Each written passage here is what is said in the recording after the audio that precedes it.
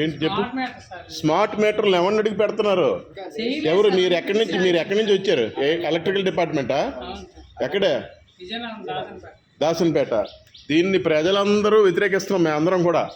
ఇవి ఎట్టి పరిస్థితుల్లో మేము పెట్టుకోం. ఎవడైనా పర్మిషన్ లేకుండా పెడితే దీనిగా బదలు కొడతాం దీన్ని.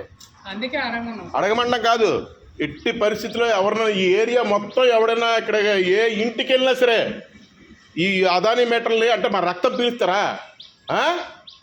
ప్రజలు ఈ పన్నులు కట్టట్లేదా?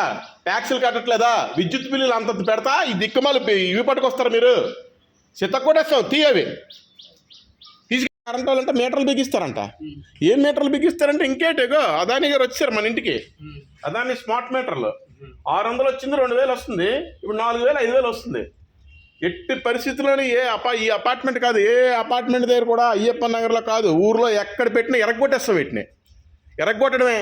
మీరు ఎంప్లాయీస్, మిమ్మల్ని మేము అంటలేదు, మీ అధికారులు చెప్పండి, ఎలక్ట్రికల్ డిపార్ట్మెంట్ వాళ్ళకి. ఎవడైనా సరే అదాని స్మార్ట్ మీటర్లు పట్టుకొస్తే ఎర్రగొట్టి తొక్క తీసేస్తా ఉన్నారండి ప్రజలని చెప్పు.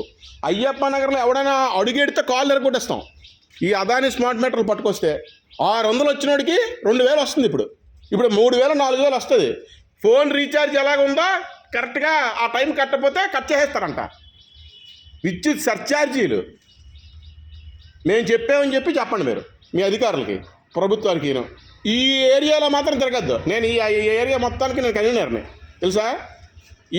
మాకు సంఘం ఉంది ఇక్కడ. ఈ అపార్ట్మెంటే కాదు, అయ్యప్ప నగర్ మొత్తానికి.